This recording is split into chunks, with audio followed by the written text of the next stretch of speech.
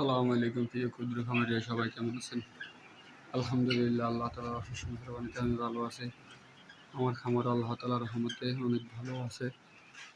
আপনারা আমাকে অনেকে প্রশ্ন করেন, ভাই আমার কয়েল পাখি ডিম কম পারতেছে।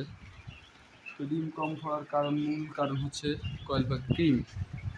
কয়েল পাখির ফ্ল্যাটে যদি কৃমি হয়, কয়েল পাখি ডিম কম পারবে, এটাই স্বাভাবিক। কারণ আমরা কয়েল পাখি খাঁচায় বন্দি করে পালি, এই জন্য কৃমিটা বেশি হয়। তো এই কয়েল পাখির সঠিক কৃমিনাশক কীভাবে করবে? যেদিন কয়েল পাখিকে কৃমিনাশক ওষুধ দিবেন, ওই দিন আগের দিন রাত্রে যে পরিমাণ পানি খায় তার অর্ধেক পানি তাদেরকে দিবেন, যেন রাত্রের 1টা-2টার ভিতর পানিগুলো শেষ হয়ে যায়। তো সকালবেলা কয়েল পাখি যখন তৃষ্ণার্ত থাকবে, তখন খালি পেটে আপনারা 100 কয়েল পাখির জন্য 1 লিটার পানি 2 গ্রাম এভিনেক্স পাউডার দিতে হবে।